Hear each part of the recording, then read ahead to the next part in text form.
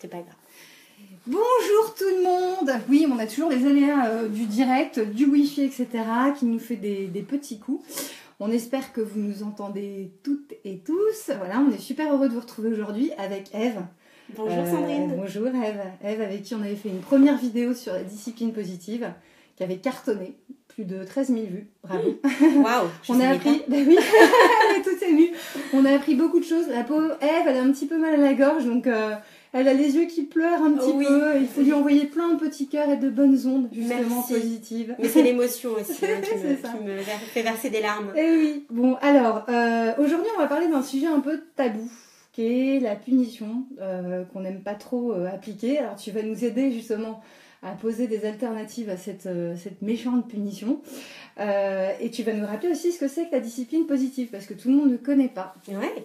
Alors la discipline positive, c'est une méthode éducative qui offre aux enseignants, aux parents, aux éducateurs un cadre bienveillant et ferme à la fois, et un certain nombre d'outils qui vont permettre de développer chez les enfants tout un tas de compétences, de qualités essentielles, comme le sens des responsabilités, l'autonomie, le respect mutuel, la capacité à trouver des solutions, etc. etc.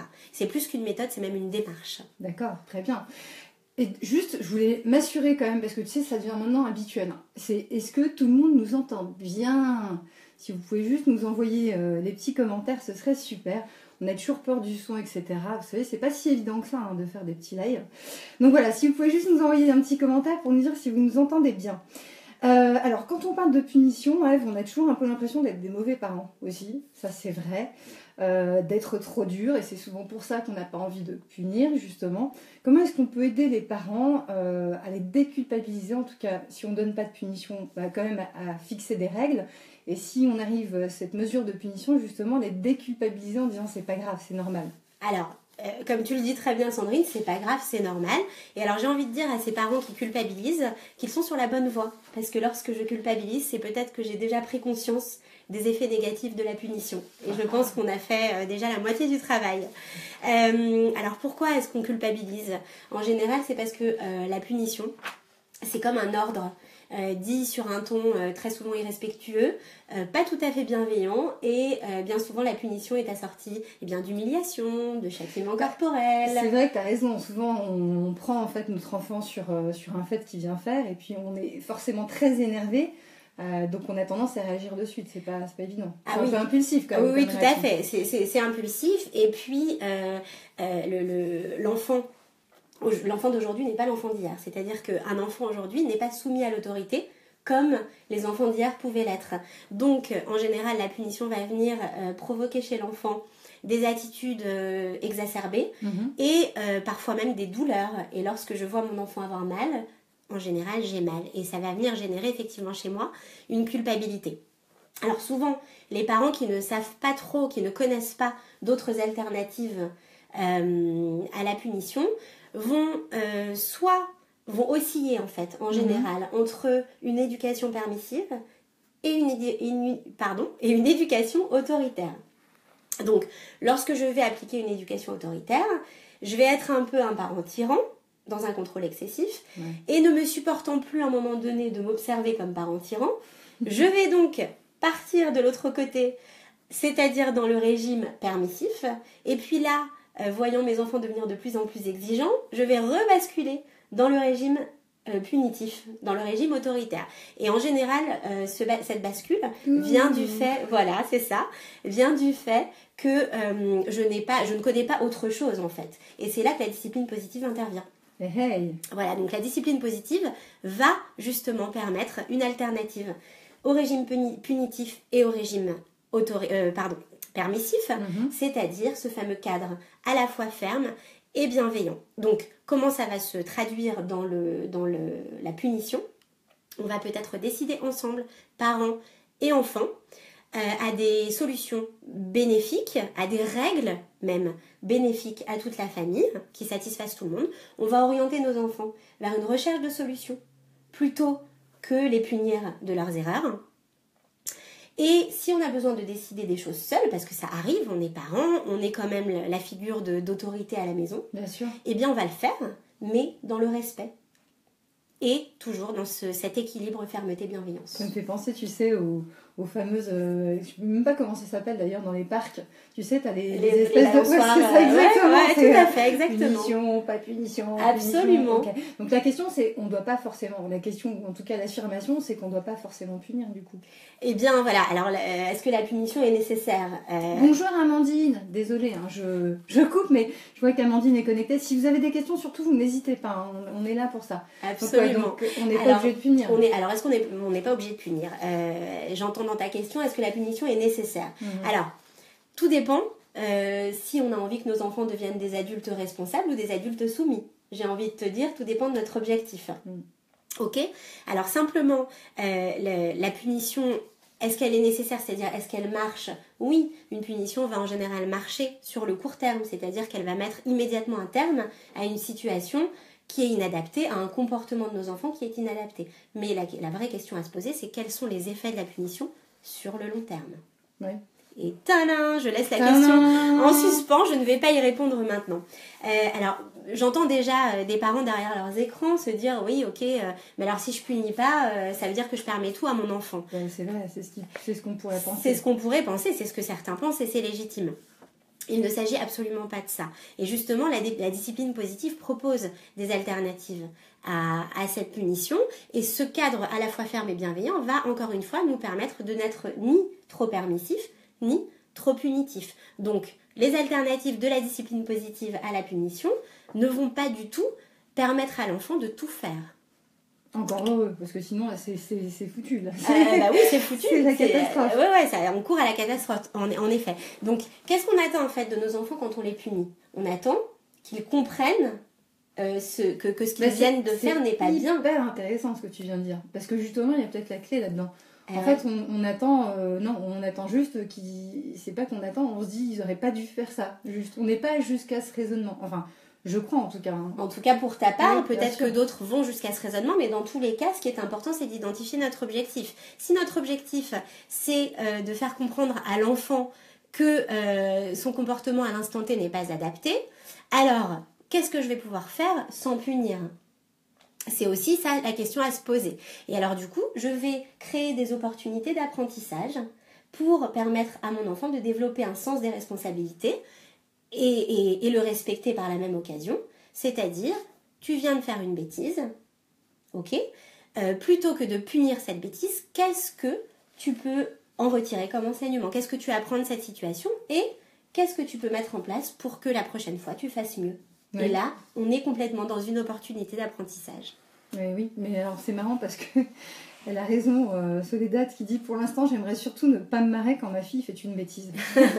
On te suit ça. On a tous et toutes eu ça, c'est clair. Il y a des bêtises très rigolotes. Il y a des bêtises qui sont extrêmement rigolotes et c'est difficile de garder son sérieux. Oui, tout à fait. Alors, est-ce qu'il y a une solution miracle pour savoir comment je dois punir finalement mon enfant ? Est-ce qu'il y a une punition type ? Est-ce que je dois adapter justement, on a bien compris que finalement la punition, c'était pas l'issue forcément d'une bêtise qui a été commise, mais bon, en tout cas, est-ce que je dois adapter un comportement en fonction de la gravité de la bêtise ? Alors si effectivement elle est très drôle, on a envie de rire, mais parfois elle est vraiment difficile à voir, on se dit mais vraiment il faut faire quelque chose. Est-ce qu'il y a une punition type ? Est-ce qu'il y a un degré ? Est-ce que voilà. Alors, j'ai envie de dire qu'il n'y a quand même pas de bonne punition, sinon tout ce que je viens de dire avant n'aurait plus de sens. La punition n'aide pas notre enfant à développer encore une fois un sentiment d'appartenance, à développer un sentiment d'importance et n'aide pas le parent et l'enfant à connecter, à rester en lien. Et pourquoi je parle de connecter ? Parce qu'il est très important, et la discipline positive l'explique très bien, il est très important de connecter avant de pouvoir corriger. Qu'est-ce que ça veut dire connecter ? Eh bien, ça veut dire écouter mon enfant, valider ses émotions, lui poser des questions de curiosité. Alors, on va remplacer le pourquoi par le quoi. Le pourquoi qui implique qu'on va devoir se justifier et peut-être il y a un jugement un peu sous-jacent. Eh bien, on va poser des questions de curiosité, c'est-à-dire qu'est-ce qui s'est passé ? Qu'est-ce qui t'a amené à ? Etc., etc. On va en fait centrer son attention sur notre enfant. Une fois qu'on aura déculpabilisé notre enfant et qu'on aura montré à notre enfant qu'on l'aime et qu'on est toujours là pour lui quand même, malgré son erreur, malgré sa bêtise, on va pouvoir la corriger. Et corriger dans le sens enseigner. je vais enseigner à mon enfant le bon comportement à avoir dans telle ou telle circonstance. Donc connecter avant de corriger. Et j'entends une deuxième partie à ta question qui est, est-ce que la punition doit être adaptée à la bêtise? Alors, je ne vais encore une fois pas parler de punition, mais plutôt de conséquences. On va faire un bip à chaque fois que je veux dire punition. Voilà, c'est ça exactement. Ou alors, comme dans les sous-doués, passe le bac, tu vas avoir un okay, coup de poing qui va se... Merci pour le live. Non, mais je t'aime, Sandrine.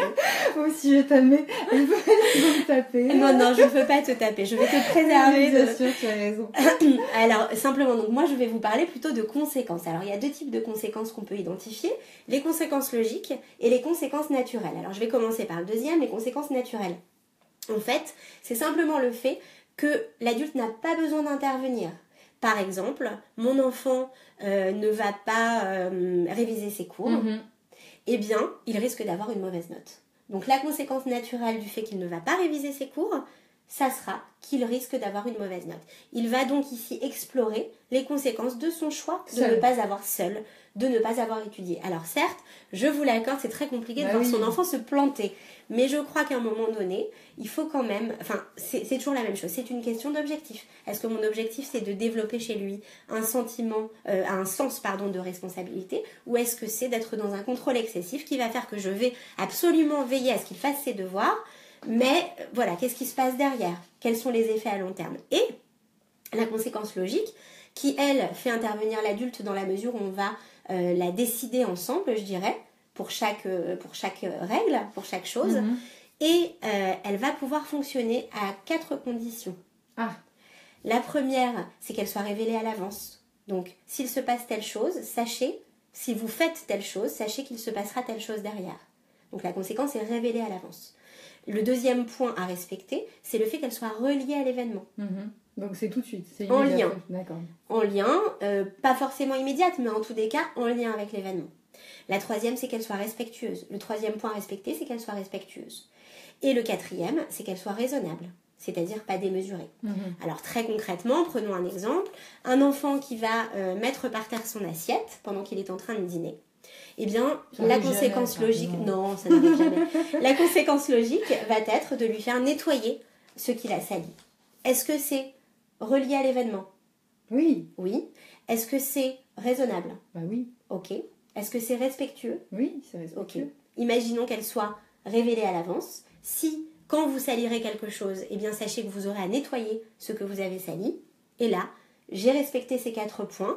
Et la conséquence logique aura donc un effet positif sur mon enfant et va venir développer des choses très importantes, des qualités essentielles. Alors, on comprend évidemment, mais c'est vrai que des fois, c'est pas si simple que ça. Je vais aller un peu plus loin et je prends l'exemple justement de Julie qui dit « Bonjour, alors j'ai essayé de ne pas punir mon enfant de 7 ans en me mettant à sa hauteur, lui expliquer ce que j'attends de lui et ce qu'il a fait était pas bien. Et il me dit « Ok, mais recommence toujours. » Alors juste pour aller dans le sens de Julie, c'est vrai que parfois, ton enfant, imaginons, donc, jette son assiette, tu lui dis voilà, tu lui dis qu'il faut nettoyer, que c'est pas bien ce qu'il a fait, etc. Mais parfois, ça va plus loin parce qu'il tape une crise en disant non, il refuse de nettoyer et il tape sa crise.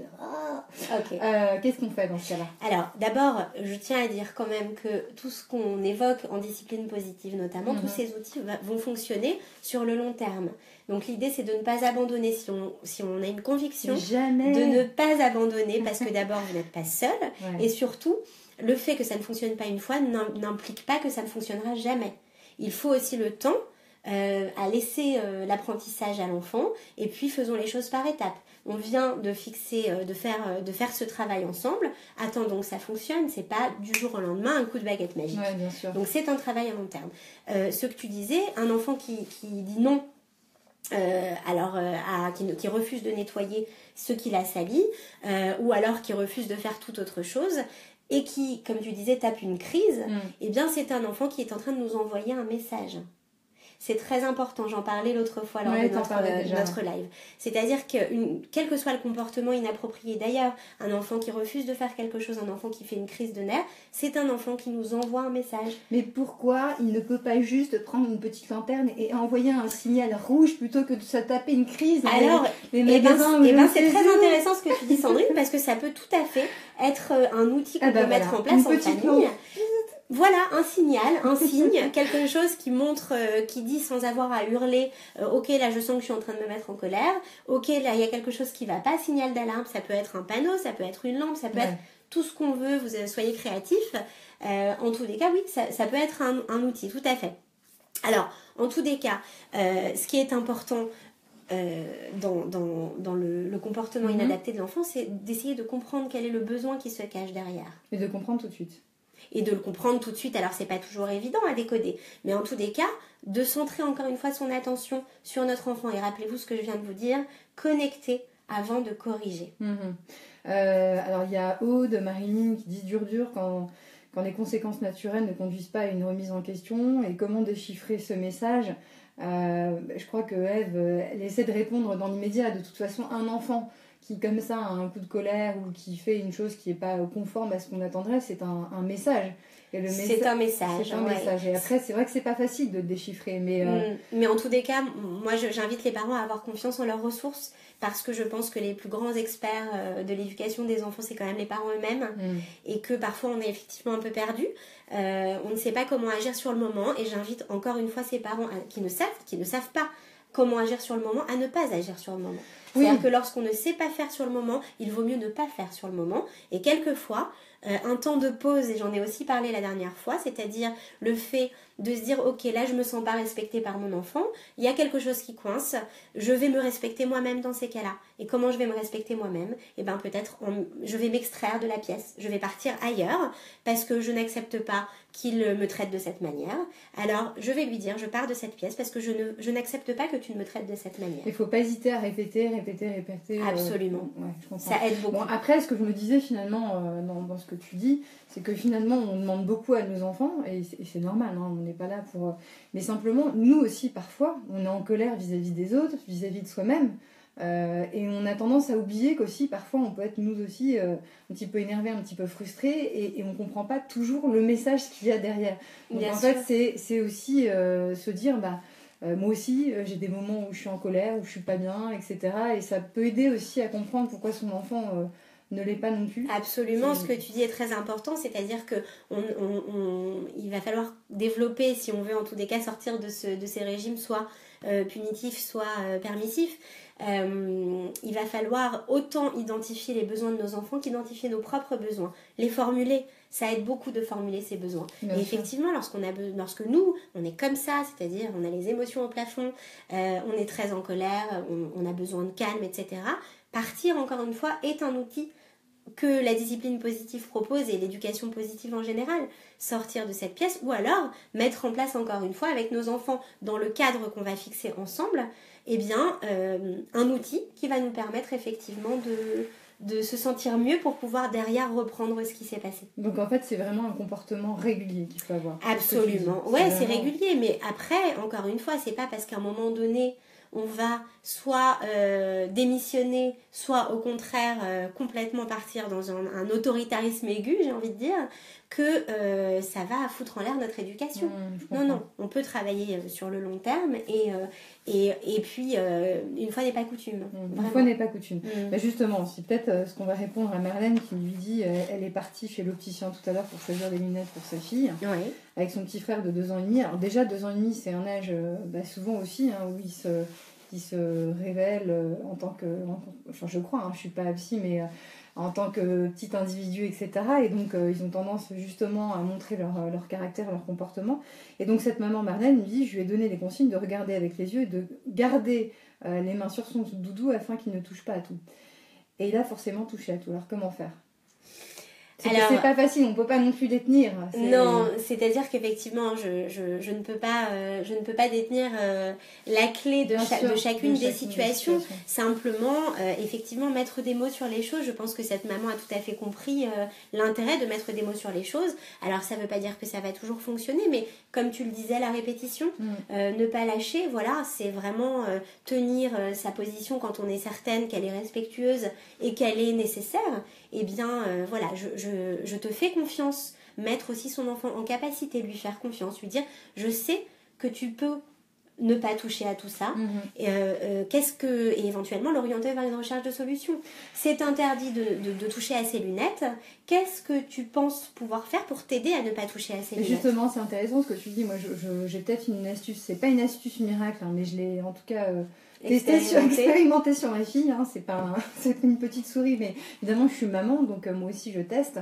Ce que je faisais souvent avec elle quand elle était plus petite, c'était justement d'instaurer des petits jeux quand on était comme ça un peu dehors et qu'il y avait des temps d'attente assez longs, dans les magasins ou à la poste ou autre, de chercher par exemple des couleurs. On jouait à trouve du rouge, et donc elle montrait du doigt le rouge.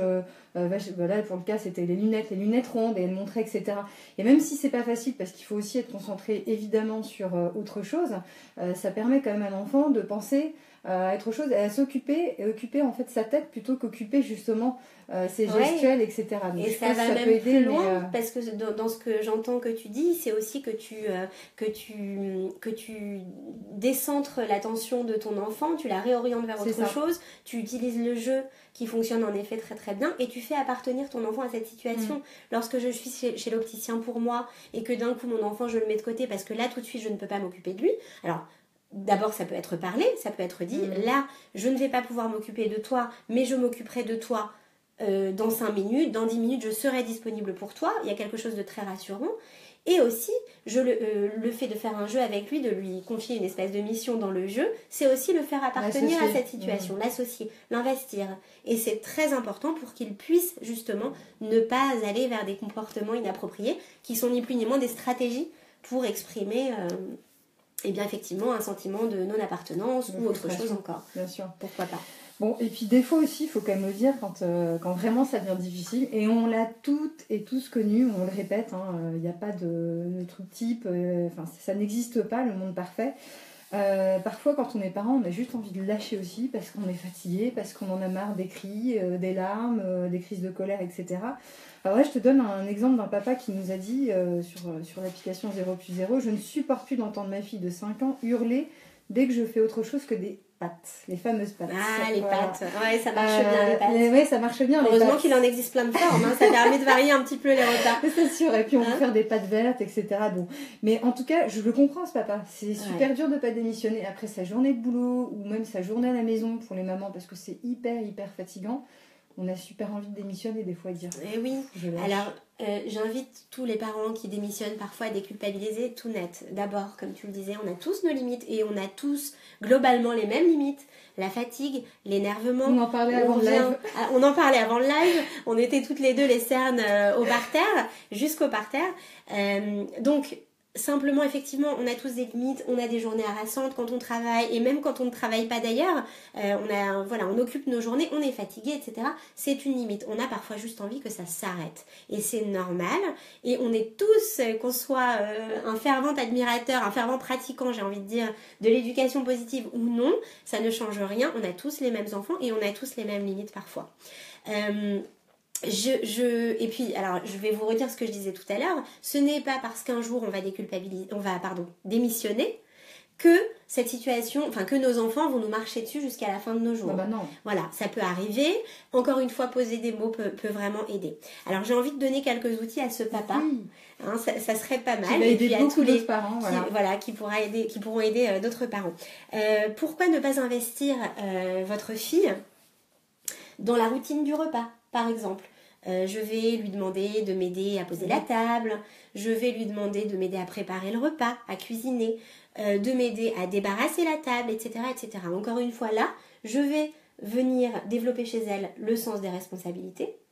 Je vais également la faire appartenir, la faire se sentir importante, et j'ai toutes les chances que ça réussisse. C'est bien, enfin. Par exemple, il y a un autre outil intéressant qui peut être le choix limité, c'est-à-dire qu'il n'y a pas de raison, on peut quand même donner un espace de liberté aussi dans le repas et dans toutes les règles d'ailleurs à nos enfants. Qui dit impliqué dans le choix des décisions, dans la prise de décision, dit que mon enfant risque de coopérer bien mieux ensuite. Donc un choix limité dans le repas, est-ce que tu veux manger plutôt des brocolis ou plutôt des haricots verts ? Mais c'est brocoli ou haricots verts, c'est pas brocoli ou pâtes. Alors ça peut être pâtes et brocoli ou haricots verts. C'est-à-dire que il faut de toute façon, si on tient à l'équilibre des repas, mais en tous les cas, peu importe, si on tient à l'équilibre des repas, et que c'est ça notre problème du fait que cette petite fille mange systématiquement des pâtes, eh bien alors on peut lui proposer des pâtes avec un légume, soit ça, soit ça. Donc quand je parle de choix limité en fonction de l'âge des enfants, parce que si on ouvre le frigo et qu'on demande à notre enfant ce qu'il veut manger, à certains âges, surtout en bas âge, ça risque d'être compliqué pour lui de choisir. Donc orienter vers un choix, mais un choix limité, permet à la fois de respecter cet espace de liberté de l'enfant, de l'impliquer dans son choix, et en même temps de lui permettre de choisir, parce que sinon ça risque d'être compliqué. Et si après ça, cette petite fille refuse encore de manger autre chose que des pâtes, eh bien, il y a notre meilleur allié en discipline positive qui va être de faire interagir simultanément la fermeté et la bienveillance, encore une fois. C'est-à-dire, tu ne veux pas manger ton assiette, je constate alors que tu n'as plus faim, je suis sûre que tu sauras attendre jusqu'au prochain repas. Oui. Eh oui. Et alors du coup, ça paraît un petit peu fleur bleue, un petit peu oui, ok, d'accord, mais ça va pas marcher. Ça va peut-être pas marcher un jour, ça va peut-être pas marcher 2 jours, ni 3, ni 4, mais si vous tenez cette position et que là vous êtes dans un cadre à la fois ferme et à la fois bienveillant, donc ferme parce que je respecte mon monde à moi d'adulte, et bienveillant, je respecte aussi celui de mon enfant. Et bien ça a toutes les chances en tous les cas qu'à un moment donné votre fille eh bien, mange son assiette même s'il n'y a pas que des pâtes dedans. Alors, Julie me fait rire. Elle me dit comment faites-vous quand il trie dans son assiette? Le truc, là, moi, ce que je fais, c'est que je lui dis écoute, tu manges au moins 5 cuillères. Alors, évidemment, les cuillères, au début, elles sont pleines, puis au fur et à mesure, elles sont de plus en plus petites. Mais bon, l'idée, c'est voilà, c'est de l'inciter quand même à goûter. Mais en tout cas, ça me fait bien rire. Voilà, mais alors, que ça reste un moment de plaisir. En tout mais cas, oui, voilà, c'est cette notion de sûr, plaisir qui est très importante. Alors, Eve, tu nous donnes plein de bonnes astuces et ça, c'est chouette. On va prendre un peu plus de cas pratiques encore. Là, j'en ai un, par exemple, que tout le monde connaît. C'est mon enfant qui refuse de s'habiller. J'ai vu tout à l'heure une maman qui, justement, postait un commentaire, qui refuse de marcher pour aller à l'école. En réalité, il dit non à tout. Ça arrive assez souvent. Est-ce que, évidemment, il ne faut pas que je me mette en colère? Comment faire pour ne pas craquer? D'accord. Alors, je reviens à ce que je disais tout à l'heure. Ouais, on a besoin de souffle. Hein. Zen attitude, c'est pas toujours simple, surtout quand il y a un timing à respecter. C'est quand même compliqué. On a 1 heure pour arriver à l'école. Si on est en retard, eh bien, on se fait virer de l'école. On doit garder notre enfant. C'est pas toujours possible, etc., etc. C'est difficile. Alors, encore une fois, je reviens à ce que je disais tout à l'heure. Un enfant qui refuse de faire quelque chose, c'est d'une manière ou d'une autre un comportement inadapté. Mais il est en train de nous envoyer un message. Un enfant qui refuse d'aller à l'école, par exemple, de marcher pour aller à l'école, j'ai 2 solutions. Soit je focalise sur le fait qu'il ne veuille pas avancer, soit je vais centrer mon attention sur le pourquoi il ne veut pas avancer, sur la cause. Et là, je vais investiguer un petit peu. Et je vais peut-être poser, comme je vous le disais tout à l'heure, connecter avant de corriger. Donc, je vais peut-être poser des questions de curiosité à mon enfant. Qu'est-ce qui se passe? Est-ce qu'il y a une appréhension quelque part? Je vais essayer de voir ce qui se cache derrière le fait qu'il ne veuille pas avancer. Et très souvent, eh bien, en creusant un petit peu, en étant un peu curieux et respectueux, notre enfant va pouvoir nous dire eh bien, j'ai tel ou tel copain qui m'a embêté, la maîtresse m'a grondé parce que, etc., etc. Et on va derrière récupérer eh bien, des informations et des problèmes auxquels notre enfant a été confronté. Et des choses qui peuvent être parfois très douloureuses et qui vont faire qu'il ne veut pas marcher pour aller à l'école. Et après, il y a aussi des choses toutes simples, hein, c'est-à-dire un enfant qui ne veut pas s'habiller, j'entendais dans ta question, enfin dans la question de cette maman, un enfant peut être aussi fatigué parfois. Alors aussi autonome qu'il puisse être et qu'il sache très bien s'habiller tout seul, eh bien peut-être que parfois on peut l'y aider quand même parce que la fatigue, eh bien c'est quelque chose de naturel, c'est humain. Et puis nous aussi adultes, on aimerait bien parfois se faire aider dans tout plein de tâches de notre quotidien. Alors on est adulte, on n'a pas le choix, mais un enfant peut encore, je pense, avoir ce choix-là et l'aider. Et ben ça va encore une fois, c'est pas parce que je vais l'aider 1 fois, 2 fois que ça va faire de lui un assisté. Voilà. Bon là je comprends aussi évidemment les parents qui disent voilà, pas toujours facile de respecter le timing, pas toujours facile de pas démissionner quand ton enfant n'a pas envie de goûter ou pas envie de faire la sieste, etc. L'idée c'est à chaque fois de prendre du recul. On sait que sur la situation présente, quand c'est difficile comme ça, on ne peut pas forcément prendre le temps de réfléchir, etc. Donc ça, je rejoins tous les parents. Mais c'est d'y réfléchir après coup pour que le lendemain, on puisse avoir essayer en tout cas d'avoir une position, un comportement qui est un peu plus adapté en fonction de la veille. Et puis, Moi, ce que je fais, alors, ce qui marchait chez ma fille, c'est souvent, je lui disais, écoute, la vie n'est pas un long fleuve tranquille. Et oui, des bonnes références de films. Ah oui, tout à fait. Voilà. Moi aussi, j'aimerais ne pas être obligée de me lever pour forcément aller travailler. J'aimerais regarder un film toute la journée, une série TV, etc. Mais voilà, il y a des règles aussi. Et c'est comme ça, c'est pas facile. Et des fois, ça l'aidait sur le moment à se dire, ok, il faut que j'y aille. Quand bien même, évidemment, il y a une énorme communication avec elle. Mais parfois aussi, c'est de les raisonner aussi, je crois, hein, en disant, voilà, on fait pas tout ce qu'on veut dans la vie. Il y a des choses, c'est comme ça aussi. Mais là, ce que tu fais en me disant tout ça, c'est que tu adaptes tout à fait cette posture à la fois ferme et bienveillante. C'est-à-dire que tu tiens au fait qu'effectivement, il y a des règles qu'on doit respecter, on doit aller à l'école, tous les jours c'est comme ça. Moi, je dois aller travailler, je ne peux pas te garder, c'est comme ça. Mais je le fais avec respect, dans la bienveillance. Je comprends, je valide tes émotions. Je comprends que là, tu es fatiguée. Je comprends que là, tu as une appréhension d'aller à l'école parce que on aura creusé derrière. Oh, ma pauvre. Oui, je suis désolée, je commence... je commence à avoir une voix un petit peu éraillée. Oui, mais c'est vrai que de reprendre toujours son cas en disant oui, moi j'ai beau être grand et c'est moi qui t'impose les règles.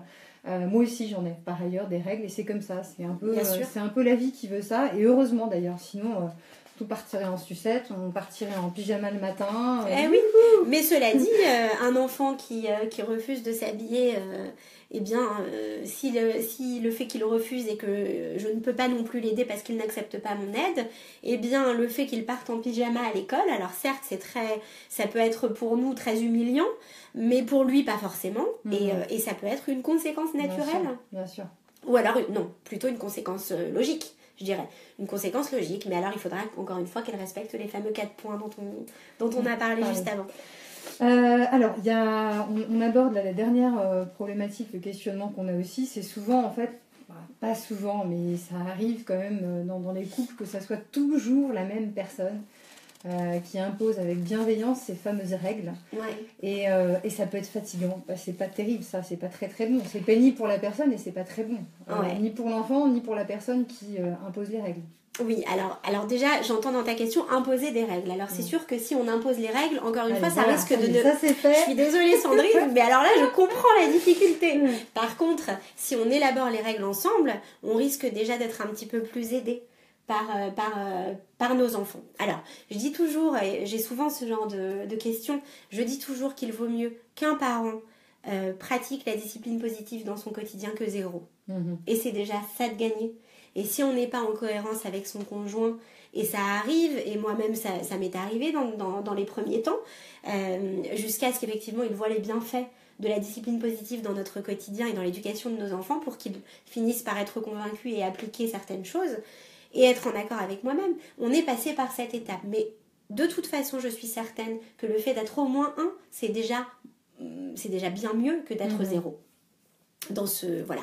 Alors, tu me parlais de... Oui, de toujours la même personne qui... De toujours la même personne et du fait de fixer les règles et de sanctionner. Oui. Est-ce que c'est bon ou est-ce que ce n'est pas bon dans l'absolu, je veux dire. Alors, j'ai envie de vous parler de quelque chose que la discipline positive explique très bien, enseigne très bien. C'est ce qu'on appelle les 4 R de la punition, c'est-à-dire les conséquences à long terme de la punition. Et ça risque de provoquer chez nos enfants 4 types de comportements. Le premier comportement, c'est la rancœur. D'accord. C'est-à-dire, je ne peux pas faire confiance en les adultes, je ne peux pas faire confiance en mes parents. Le deuxième, c'est un peu dur à entendre, mais oui, ce sont les 4 effets à long terme de la punition. Le deuxième comportement possible, c'est la revanche. La prochaine fois, c'est moi qui gagnerai. Ah oui, c'est vrai. Ouais. Le troisième comportement, la troisième conséquence de la punition peut être la rébellion. Ok ? Je vais faire exactement le contraire de ce que vous me demandez. Et le quatrième comportement possible, c'est le retrait. Je ne vaux rien. Je crois que je ne vaux rien. Je parle de l'enfant. C'est dur, hein ? Ouais, bien sûr. C'est dur à entendre. Mais en attendant, on a tout l'éventail des possibilités, de ce que ça renvoie à l'enfant et de la décision de ce que l'enfant va décider de faire, de ressentir par rapport à l'adulte. Ok ? C'est très important aussi de comprendre que la punition, c'est quelque chose d'extérieur. C'est une évaluation extérieure de la circonstance. Je suis, moi, adulte, le seul, c'est ce que j'entendais dans ta question, le seul qui fixe les règles, le seul qui sanctionne. Donc je suis dans ce fameux contrôle excessif. Quand je suis là, ok, ça va peut-être fonctionner encore une fois dans le court terme, mais quand je disparais, quand je ne suis plus là, est-ce que très sincèrement vous croyez que vos enfants vont pouvoir se débrouiller tout seuls? Est-ce qu'ils vont prendre la mesure de la responsabilité face à leur comportement? Je n'en suis pas sûre. Ça risque d'être compliqué. Ça risque d'être compliqué. Et alors ce qui est très, très intéressant, je trouve, c'est que souvent, ce sont les parents les plus autoritaires qui sont dans ce fameux contrôle excessif, qui se plaignent de l'irresponsabilité de leurs enfants. Et ce dont ils n'ont pas conscience, c'est qu'en fait, ils la suscitent, cette irresponsabilité. C'est un peu le chien qui se mord la queue. Oui, je comprends. Alors, quid des familles monoparentales? Parce que c'est difficile. Quand on est seul, évidemment, on fait tous les rôles, toutes les casquettes. Alors, je ne crois pas que... Ouais. Je ne crois pas qu'on demande à un parent qui est seul d'endosser l'ensemble des casquettes éducatives, bien sûr. Ouais, on se met la pression très certainement. Comme je le disais tout à l'heure sur le fait qu'il n'y ait qu'un seul des deux parents qui propose, qui mettent en pratique ces outils de discipline positive ou d'éducation positive en général, le fait qu'on soit seul, c'est toujours mieux qu'on soit zéro, de toute façon. Et c'est tout à fait possible d'utiliser ces mêmes outils dont on a parlé là, dont on a parlé autrefois, enfin dans le dernier live, et dont on parlera dans les prochains. C'est tout à fait possible de les appliquer seul, et ça aura de toute façon la conséquence évidente du développement de tout un tas de qualités essentielles qu'on souhaite à nos enfants, qui sont, comme je te le disais, le sens des responsabilités, l'autorégulation, etc. Eve, tu nous as donné beaucoup de... moi non, c'est moi. Décidément, beaucoup d'astuces et de conseils. Dès qu'on va on a énormément de commentaires et on est super heureux. On aimerait bien répondre à tous les cas, mais c'est compliqué. Mais moi, je vais quand même répondre à pas mal de cas. Donc un grand merci. Je vois effectivement des grands-parents, etc. Il y aura d'autres sujets qu'on va aborder.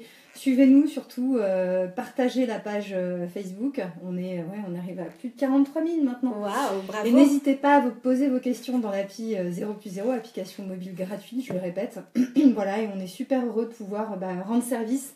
Merci encore, Eve. Merci à toi, Sandrine, et merci à vous pour votre écoute. Tu as réussi à tenir. Ouais, je suis contente. À bientôt les parents. À bientôt.